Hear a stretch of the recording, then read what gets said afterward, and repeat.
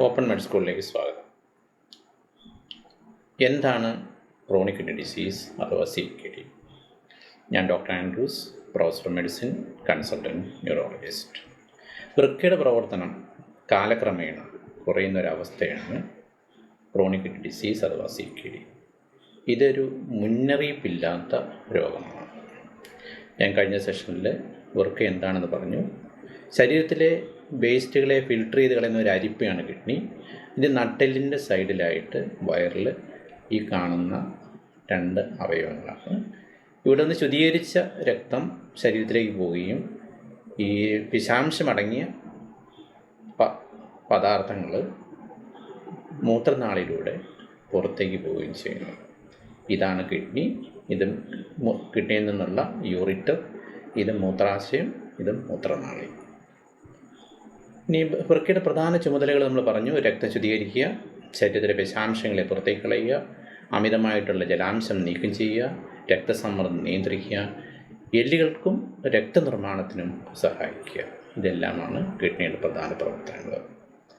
ഇനി chronic kidney disease കാലക്രമേണ kidney പ്രവർത്തനരഹിതമാകുന്ന അവസ്ഥ. ഇതിൻ്റെ പ്രധാനപ്പെട്ട കാരണം, ഏറ്റവും പ്രധാനപ്പെട്ടത് പ്രമേഹം, പ്രഷർ. ഏതാണ്ട് 70% കാരണങ്ങൾ ഈ 2 രോഗങ്ങളാലാണ്. മറ്റുള്ളത് ഒന്ന് അമിതമായ വേദന സംഹാരികളുടെ ഉപയോഗം, വൃക്കയിലെ കല്ല്, ആവർത്തിച്ചുള്ള യൂറിനറി ഇൻഫെക്ഷൻസ്, പിന്നെ ചില പാരമ്പര്യ രോഗങ്ങൾ. ഇതൊക്കെയാണ് പ്രധാനപ്പെട്ട കാരണങ്ങൾ. ലക്ഷണങ്ങളെപ്പറ്റി നമ്മൾ സംസാരിച്ചു. പലപ്പോഴും യാതൊരു ലക്ഷണങ്ങളും കാണില്ല. എൻഡ് സ്റ്റേജിൽ, അവസാന സ്റ്റേജിൽ മാത്രമേ ലക്ഷണങ്ങൾ കാണുകയുള്ളൂ. മുഖത്തെ വീക്കം, കാലിൽ വീക്കം, മൂത്രത്തിൻ്റെ അളവ് കുറയുക, നിറവ്യത്യാസം വരിക, അമിതമായ ക്ഷീണം ഒരു പ്രധാനപ്പെട്ട രോഗലക്ഷണമാണ്. വിശപ്പില്ലായ്മ, പിന്നെ ശരീരത്തിൽ ജലാംശം കൂടുതൽ കെട്ടിക്കിടന്നു കഴിഞ്ഞാൽ ശ്വാസം മുട്ടൽ പോലെയുള്ള മറ്റ് രോഗങ്ങളിലേക്കും. ചുരുക്കി പറഞ്ഞു കഴിഞ്ഞാൽ 90% യാതൊരു ലക്ഷണവും കാണില്ല. അമിതമായ ക്ഷീണം, രക്തക്കുറവ്, ഇത് പ്രധാനപ്പെട്ട ലക്ഷണമാണ്. ഇനി എങ്ങനെ ക്രോണിക് കിഡ്നി ഡിസീസിനെ കണ്ടെത്താം? വളരെ ലളിതമായ 2 പരിശോധന. ഒന്ന്, മൂത്രത്തിലെ പ്രോട്ടീൻ അഥവാ ആൽബുമിൻ. മൂത്രത്തിലെ കിഡ്നിയുടെ ജോലി രക്തം ശുദ്ധീകരിക്കുകയാണ്. ഒരു അരിപ്പ് പോലെയാണ്.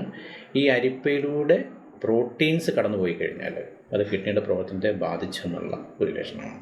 അതുകൊണ്ടാണ് മൂത്രത്തിലെ ആൽബുമിൻ്റെ അളവ് അഥവാ പ്രോട്ടീൻ്റെ അളവ് നമ്മൾ പലപ്പോഴും ആൽബുമിൻ ക്രിയാറ്റിൻ റേഷ്യോ എന്ന് പറയും. അതായത് മൂത്രത്തിലുള്ള ആൽബുമിനും ബ്ലഡിലെ ക്രിയാറ്റിനും തമ്മിലുള്ള ഒരു റേഷ്യോ.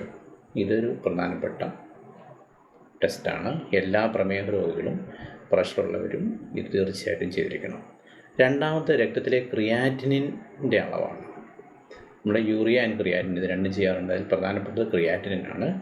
ഈ ക്രിയാറ്റിനിൻ മാത്രം പോരാ, ക്രിയാറ്റിനും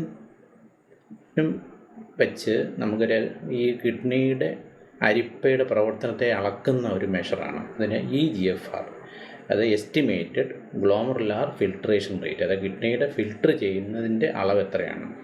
ഇതൊരു നമ്പറായിട്ടാണ് നമ്മൾ സാധാരണ പറയുക. നോർമലായിട്ടൊരു വ്യക്തിക്ക് അത് 90-ൽ കൂടുതലായിരിക്കണം. എല്ലാ പ്രമേഹ രോഗികളും പ്രഷറുള്ളവരും കിഡ്നിയുടെ അസുഖമുള്ളവരും അവരറിഞ്ഞിരിക്കേണ്ട ഒരു നമ്പറാണ് EGFR. അത് കൃത്യമായിട്ട് ഡോക്ടറെ അടുത്ത് ചോദിച്ചത് എത്രയാണെന്ന് മനസ്സിലാക്കണം. 90 ഇതിൽ കൂടുതലോ ആണെങ്കിൽ ഇത് നോർമലാണ്. 60 മുതൽ 89 വരെ, അതായത് 90 വരെ ആണെങ്കിൽ നമ്മൾ ഇത് മിതമായ അല്ലെങ്കിൽ ചെറിയ തോതിലുള്ള ഒരു കുറവാണ്. 30-നും 60-നും ഇടയിൽ ഇത് ഒരു മോഡറേറ്റ് കിഡ്നി ഫെയിലറാണ്.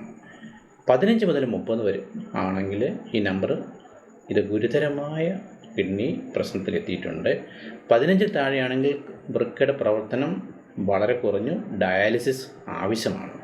അപ്പം നമ്മൾ 15-നും ഒരു 30-നും ഇടയിൽ ആകുന്ന സമയത്ത് തന്നെ ഈ വ്യക്തികൾക്ക് കിഡ്നിയുടെ പ്രവർത്തനം വളരെ മോശമായതിനാൽ ഡയാലിസിസ് പോലെയുള്ള മറ്റ് ചികിത്സാ മാർഗങ്ങളിലേക്ക് ഷിഫ്റ്റ് ചെയ്യുന്നതിനെപ്പറ്റി ആലോചിക്കേണ്ടി വരും. അപ്പം നേരത്തെ കിഡ്നി രോഗം കണ്ടുപിടിക്കുന്നതിനുള്ള ടെസ്റ്റുകൾ എന്താണ്? 2 കാര്യം. ഒന്ന്, ബ്ലഡിലെ ക്രിയാറ്റിൻ്റെ അളവ്, അത് ഉപയോഗിച്ചുണ്ടാകുന്ന EGFR കണ്ടുപിടിക്കുക. 2, മൂത്രത്തിൽ ആൽബുമിൻ ഉണ്ടോ, അല്ലെങ്കിൽ ആൽബുമിൻ ക്രിയാറ്റിൻ റേഷ്യോ എത്രയാണ്.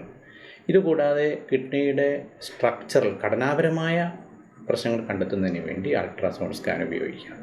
പിന്നെ ഷുഗറും പ്രഷറുമാണല്ലോ ഏറ്റവും പ്രധാനപ്പെട്ട 2 രോഗങ്ങൾ.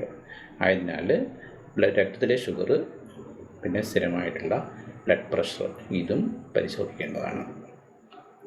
ഇനി ചികിത്സകൾ എന്താണ്? പ്രമേഹം നിയന്ത്രിക്കുക, ബ്ലഡ് പ്രഷർ നിയന്ത്രിക്കുക, ശരിയായ ഭക്ഷണക്രമം തുടരുക, ഉപ്പ് കുറയ്ക്കുക, പുകവലി ഒഴിവാക്കുക, ക്രമമായിട്ടുള്ള വ്യായാമം ചെയ്യുക. ഇതെല്ലാം CKD-യുടെ പ്രോഗ്രഷൻ, അതായത് കിഡ്നിയുടെ ഈ ഫെയിലിയർ പെട്ടെന്നാകാതിരിക്കുന്നതിന് വേണ്ടി സഹായിക്കും. ഇനി ഭക്ഷണത്തിൽ എന്തൊക്കെയാണ് വിശദമായിട്ട് അടുത്ത സെഷനിൽ സംസാരിക്കാം. ഏറ്റവും പ്രധാനപ്പെട്ടത് ഉപ്പിൻ്റെ അളവ് കുറയ്ക്കുക, പ്രോട്ടീൻ ഡോക്ടറുടെ നിർദ്ദേശാനുസരണം നിയന്ത്രിക്കുക, വെള്ളം നിയന്ത്രിതമായ അളവിൽ ഡോക്ടറുടെ നിർദ്ദേശപ്രകാരം തന്നെ ചെയ്യുക. പച്ചക്കറികൾ, പഴങ്ങൾ ഉപയോഗിക്കുമ്പോൾ അത് ഈ പഴങ്ങളിലും പച്ചക്കറികളിലും പൊട്ടാസ്യം കൂടുതൽ അടങ്ങിയിട്ടുള്ള ഭക്ഷണക്രമങ്ങൾ അല്ലെങ്കിൽ ഭക്ഷണങ്ങൾ ഒഴിവാക്കാൻ ശ്രദ്ധിക്കുക. പ്രത്യേകിച്ച് പഴങ്ങൾ, കരിക്കും വെള്ളം മുതലായവ അമിതമായിട്ട് ഉപയോഗിച്ച് കഴിഞ്ഞാൽ ക്രോണിക് കിഡ്നി ഡിസീസ് ഉള്ളവർക്ക്, പൊട്ടാസ്യം കൂടുതലുള്ള വ്യക്തികളിൽ ഇത് അപകടകരമാണ്. ഞാൻ പറഞ്ഞു, ഒരു നല്ല ശതമാനം കിഡ്നി രോഗികൾക്കും ഒരു ലെവൽ കഴിഞ്ഞാൽ, കാരണം ക്രോണിക് കിഡ്നി ഡിസീസ് കാലക്രമേണ വർദ്ധിച്ചു വരുന്ന രസമാണ്, അവർക്ക് ഡയാലിസിസ് വേണ്ടി വരാം. എന്താണ് ഡയാലിസിസ്? വൃക്കയുടെ പ്രവർത്തനം വളരെ കുറഞ്ഞാൽ ഒരു യന്ത്രത്തിൻ്റെ സഹായത്തോടെ രക്തം ശുദ്ധീകരിക്കുന്ന പ്രക്രിയയാണ് ഡയാലിസിസ്. അതായത് കിഡ്നി ചെയ്യുന്ന പ്രവർത്തനം ഒരു യന്ത്രം ഉപയോഗിച്ച് രക്തത്തിലെ മാലിന്യങ്ങളെ അരിച്ചു മാറ്റുക. ഇത് 2 വിധമുണ്ട്. ഒന്ന് ഹീമോഡയാലിസിസ്, ഇതാണ് ഈ കാണിക്കുന്ന മെഷീന്. രണ്ടാമത്തെ പെരിറ്റോണിയൽ ഡയാലിസിസ്. അപ്പം വൃക്കയെ സംരക്ഷിക്കാൻ നേരത്തെ പറഞ്ഞു, ആരോഗ്യകരമായ ഭക്ഷണം, പരിശോധനകൾ നിർബന്ധമാക്കുക, ഉപ്പ് കുറയ്ക്കുക, വെള്ളം ശരിയായ അളവിൽ കുടിക്കുക, പുകവലി ഉപേക്ഷിക്കുക, ഡോക്ടർമാരുടെ ഉപദേശം കേൾക്കുക.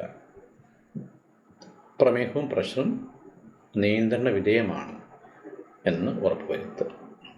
അപ്പം ഇന്നത്തെ സെഷനിൽ എന്താണ് CKD-യുടെ ലക്ഷണങ്ങൾ, എങ്ങനെയാണ് അത് കണ്ടെത്തുന്നത്, ചികിത്സ എന്താണ്, ഭക്ഷണക്രമത്തിൽ എന്തൊക്കെ പ്രധാനമായിട്ട് ശ്രദ്ധിക്കണം.